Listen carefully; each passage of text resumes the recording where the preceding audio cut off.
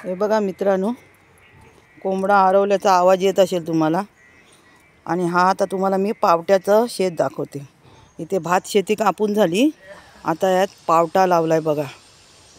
किती लांबपर्यंत बघा पावटा लावलाय. 3 का 4 शेत होते ते एक केलेलं आहे आणि त्याच्यात पावटा लावलेला आहे. हे बघा, बघितलं. अजून पावटा लागायची सुरुवात नाही झाली, फुलं पण नाही अजून आलेत.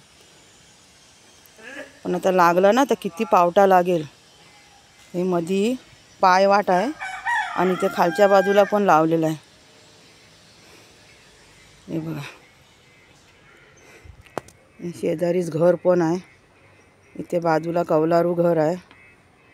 म्हणजे इथे माकडांची काय यायची अशी भीती वगैरे नाही. बाजूला अशी घरं असली ना का माकड येत नाहीत. नाहीतर हा पावटा सुद्धा ना असं बसून सोलून खातात. हे सांगा बघू कसली ढाकं आहेत. हे आहेत वांग्याची ढाकं. जी वांगी लागून हे ढाकं जुनी झालेली ना, बघा कोंबडा किती आरवतोय. वांगी लागून हे झाड जे जुनं झालेत ना, हे बघा किती त्याचा मुदा झाड आहे. मग त्याला असं ना छाटलंय, कापून टाकलंय बघा. आणि ते आता पूर्ण याच्यामध्ये लावलेलं आहे बघा. आणि त्यात पाणी सोडलेलं आहे. आता याला नवीन पालवी येणार आणि यांना पुन्हा वांगी येणार बघा. पहिलं पीक वांग्याचं घेऊन झालेलं आहे आणि तीच वांग्याची झाडं आहेत ना उपलून त्यांना अर्धी कट केलेली आहेत आणि ते लावलेली आहेत. कोंबड्याचा आवाज पण काय छान वाटतो, आरवतोय कोंबडा बघा. कुठपर्यंत पावट्याचं शेत लावलेलं आहे बघा. शेतकरी कसंही पीक घेतात बघा. फक्त जरा कर्तव्याची मेहनत लागते हो.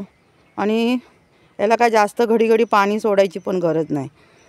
पावटा तयार होईपर्यंत 2-3 लय तर 4 वेळा शेताला पाणी लावायचं बस. शेती कापून झाली ना की लगेच तो पावटा विल्यानी टोच मारायची आणि त्याच्यात पावटा टाकायचा, लगेच रुजून येतं बघा. केलं तर सर्व काही आहे हो कोकणामध्ये. तुम्ही म्हणाल बसून राहीन मला सगळं पाहिजे तर काहीसुद्धा मिळणार नाही. मेहनत ही करावीच लागणार. जसं आपण मुंबईला फॅक्टरीमध्ये जातो कंपनीत कामाला, तसंच हे पण आपलं कामच आहे असं समजून जर प्रत्येकाने केलं तर आपल्याला अन्नपाणीची काहीच कमी राहणार नाही. अन्न पोट भरून मिळणार. हे बघा, मी चालत तुम्हाला पूर्ण शेत दाखवते पावट्याचं. आता हे भात शेती झालेली आहे. आता ही भात शेती आहे ना, पुढचं पाऊस येईपर्यंत दुसरी भात शेती लावणार ना, तरी पण हे भात ना ह्या वर्षीचं संपत नाही. मग फक्त काय भाजीपाल्याचाच जरा खर्च असतो. कोण म्हणतात की गावी जेवण पोट भरून मिळत नाही, हे सगळं चुकीचं आहे. तुम्ही म्हणाल मी बसूनच राहीन मला पोट भरून जेवण पाहिजे, तर कसं मिळणार मित्रांनो सांगा बघू. हे बघा माकड आहेत ना, पपई खात नाही पण पाला खाता ना पपई पडते ना खाली. हे बघा किती टाकून दिलेले आहेत. आता हे आता कच्चे आहेत, हे तर काय कापू शकत नाही आपण, काय नाही. पण ह्यात पपई ना मुंबईला ना जिथे वडापाव समोसे वगैरे मिळतात ना, तिथे या पपईचं माहिती आहे तुम्हाला, किसून देतात चटणी म्हणून.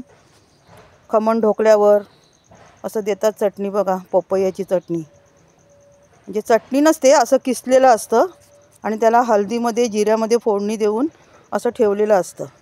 छान लागतं ते. इथे कोण काय करतंय तसलं, इथे कोण काय नाही करत, दिलानी टाकून. हे बघा, हा बघा किती त्या पपया माकडं खातात ना म्हणून बांधून ठेवतात. म्हणजे माकडं खात नाहीत पण हे पाला खायसाठी वर चढतात ना, मग लगेच ते जरा धक्का लागला की पडतात व खाली. पपई बघा एक काय आहे ती. हीच पपई मुंबईला 100 रुपयाला तरी असणार.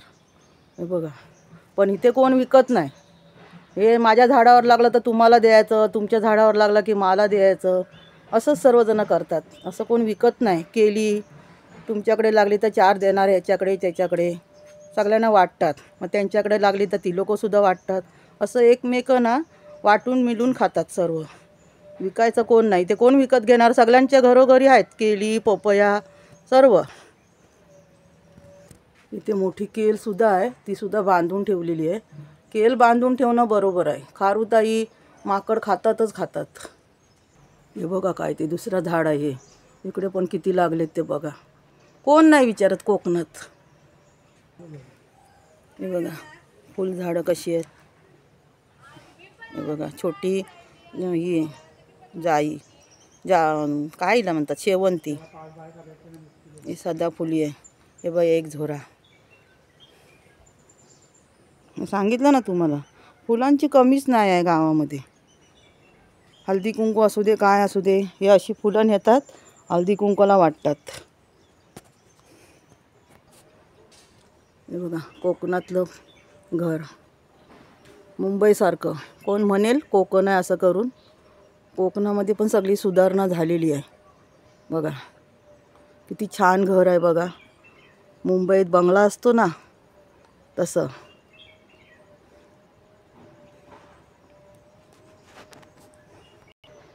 कोकण दर्शन बघा काय छान वाटतंय की नाही. चला मग माझ्या व्हिडिओला लवकरच लाईक करा आणि चॅनलला सबस्क्राईब करा. सबस्क्राईब करायला विसरू नका, लाईक करायला विसरू नका मित्रांनो. आता भेटूया पुढच्या व्हिडिओत. धन्यवाद.